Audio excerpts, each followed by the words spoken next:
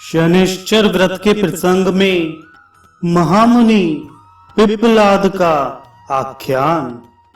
भगवान श्री कृष्ण कहते हैं, राजन, एक बार त्रेता युग में अनावृष्टि के कारण भयंकर दुर्भिक्ष पड़ गया।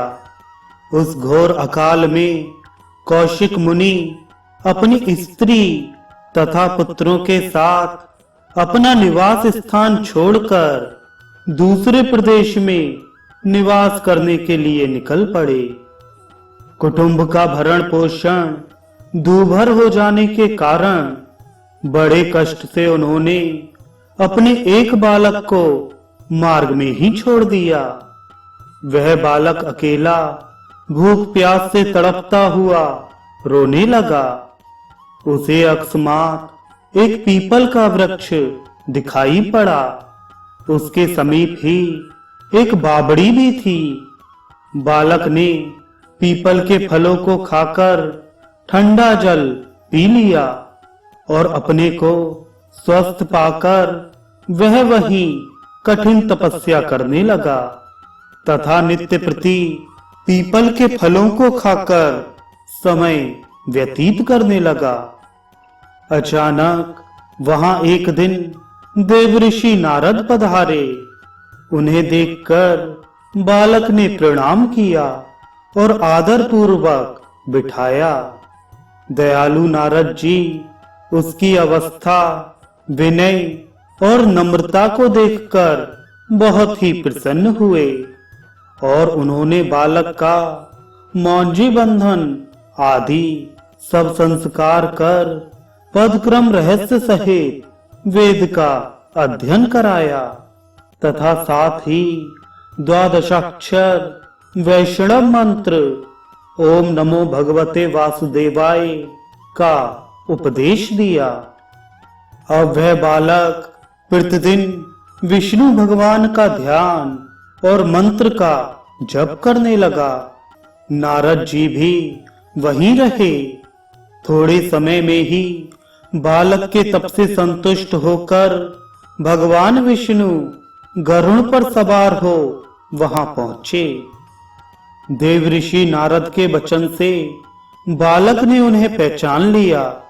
तब उसने भगवान में दृढ़ भक्ति की मांग की।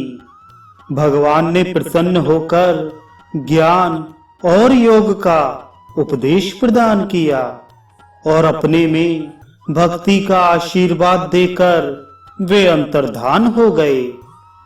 भगवान के उपदेश से वह बालक महाज्ञानी महर्षि हो गया। एक दिन बालक ने नारद जी से पूछा, महाराज, यह किस कर्म का फल है जो मुझे इतना कष्ट उठाना पड़ा? इतनी छोटी अवस्था में भी मैं क्यों गिरहों द्वारा पीड़ित हो रहा हूँ? मेरे माता पिता का कुछ भी पता नहीं, वे कहाँ हैं? फिर भी मैं अत्यंत कष्ट से जी रहा हूँ।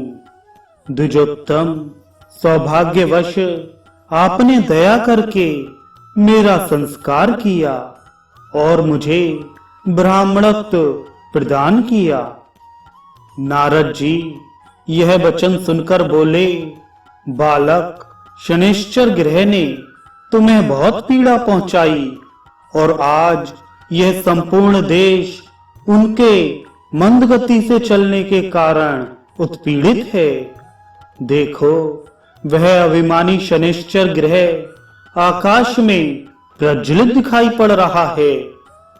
यह सुनकर बालक क्रोध से अग्नि के समान उद्दीप्त हो उठा। उसने उग्र दृष्टि से देखकर शनिश्चर को आकाश से भूमि पर गिरा दिया।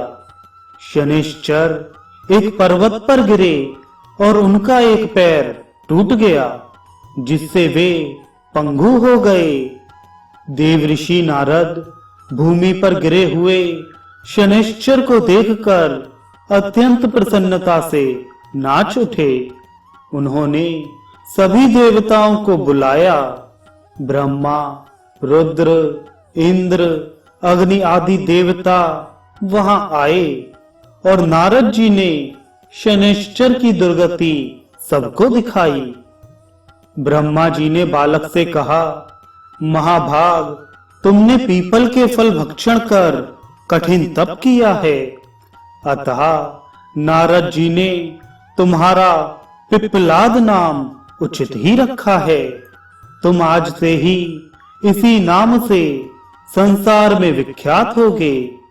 जो कोई भी शनिवार को तुम्हारा भक्ति भाव से पूजन करेंगे अथवा पिप्पलाद इस नाम का स्मरण करेंगे, उन्हें 7 जन्म तक शनि की पीड़ा नहीं सहन करनी पड़ेगी और वे पुत्र पौत्र से युक्त होंगे। अब तुम शनैश्चर को पूर्ववत आकाश में स्थापित कर दो, क्योंकि इनका वस्तुतः कोई अपराध नहीं है। ग्रहों की पीड़ा से छुटकारा पाने के लिए नैवेद्य निवेदन, हवन, नमस्कार आदि करना चाहिए। ग्रहों का अनादर नहीं करना चाहिए। पूजित होने पर ये शांति प्रदान करते हैं। शनि की ग्रहजन्य पीड़ा की निवृत्ति के लिए शनिवार को स्वयं तैल व्यंग करके ब्राह्मणों को भी अभ्यंग के लिए तैल देना चाहिए। शनि की लौह प्रतिमा बनाकर तेल युक्त लौह पात्र में रखकर 1 वर्ष तक प्रति शनिवार को पूजन करने के बाद कृष्ण पुष्प, 2 कृष्ण वस्त्र, कसार, तिल, भात आदि से उनका पूजन कर काली गाय, काला कंबल, तिल का तेल और दक्षिणा सहित सब पदार्थ ब्राह्मण को प्रदान करना चाहिए। राज्य नष्ट हुए राजा नल को शनिदेव ने स्वप्न में अपने एक प्रार्थना मंत्र का उपदेश दिया था। उसी नाम स्तुति से उन्हें पुनः राज्य उपलब्ध हुआ था। उस स्तुति से शनि की प्रार्थना करनी चाहिए। जो भी व्यक्ति प्रत्येक शनिवार को 1 वर्ष तक इस व्रत को करता है और इस विधि से उद्यापन करता है, उसे कभी शनि की पीड़ा नहीं भोगनी पड़ती। यह कहकर ब्रह्मा जी सभी देवताओं के साथ अपने परम धाम को चले गए और पिप्पलाद मुनि ने भी ब्रह्मा जी की आज्ञा अनुसार शनैश्चर को उनके स्थान पर प्रतिष्ठित कर दिया। उसके बाद महामुनि पिप्पलाद ने शनि ग्रह की प्रार्थना की। जो व्यक्ति इस शनैश्चर उपाख्यान को भक्ति पूर्वक सुनता है तथा शनि की लौह प्रतिमा बनाकर तेल से भरे हुए लौह कलश में रखकर ब्राह्मण को दक्षिणा सहित दान देता है, उसको कभी भी शनि की पीड़ा नहीं होती।